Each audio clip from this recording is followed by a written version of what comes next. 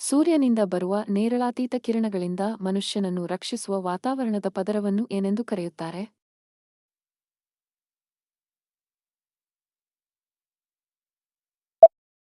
Ozone ಪದರ. Little silver ಎಂಬುದಾಗಿ ಕರೆಯಲ್ಪಡುವ ಲೋಹ ಯಾವುದು?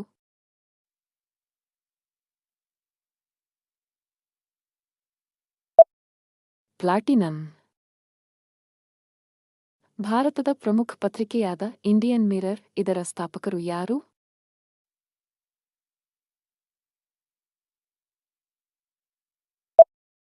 ದೇವೇಂದ್ರ ನಾಥ ಟ್ಯಾಗೋರ್.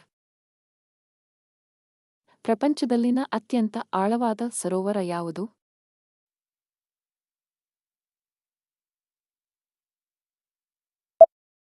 ರಷ್ಯಾದಲ್ಲಿರುವ ಬೈಕಲ್ ಸರೋವರ.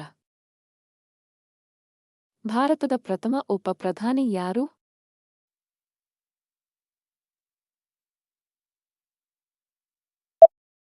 ಸರ್ದಾರ್ ವಲ್ಲಭಭಾಯಿ ಪಟೇಲ್.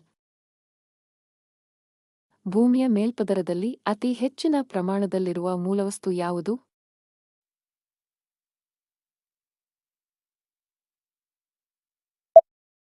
ಆಮ್ಲಜನಕ. ಭಾರತಕ್ಕೆ ಸ್ವಾತಂತ್ರ್ಯ ಬಂದಾಗ ಬ್ರಿಟಿಷ್ ಪ್ರಧಾನಿ ಯಾರಾಗಿದ್ದರು?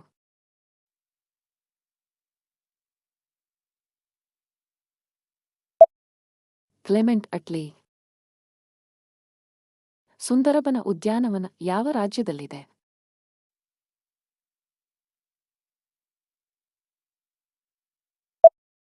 ಪಶ್ಚಿಮ ಬಂಗಾಳ. ಇಂಡಿಯಾ ಗೇಟ್ ಅನ್ನು ಯಾರ ನೆನಪಿಗಾಗಿ ನಿರ್ಮಿಸಲಾಗಿದೆ?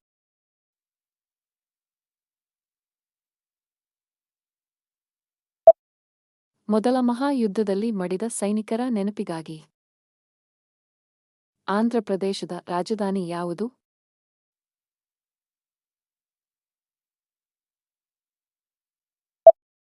ಅಮರಾವತಿ.